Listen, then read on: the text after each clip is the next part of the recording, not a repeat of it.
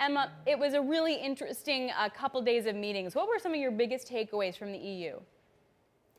So this is the first time that we're seeing a regional bloc actually go for a net zero emissions target, not just at the nation state level. We're looking at a collective ambition to go to net zero by 2050, in line with the goal of the Paris Agreement to keep climate warming below 2 degrees. And what this means is more than halving emissions from the EU overall from by 2030 from 1990 levels.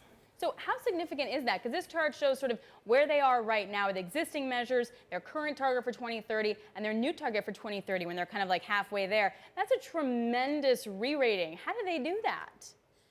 It is. It's an enormous step up in the level of ambition. Already we're seeing the power sector being the leading driver of decarbonisation in Europe, and we expect that trend to continue with coal closures as a result of high carbon prices and cheap renewables.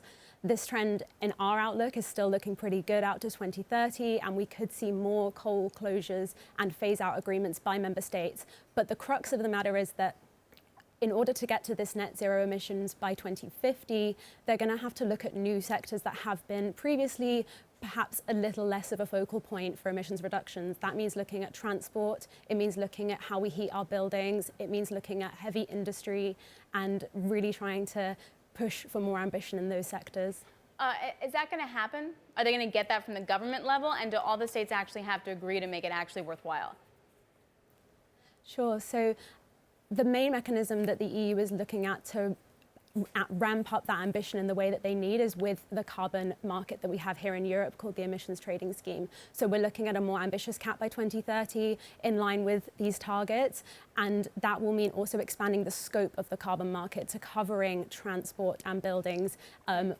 Shipping is looking the most likely sector that will be tackled in this light, and I would expect that these other sectors will be a big component of discussions going forward.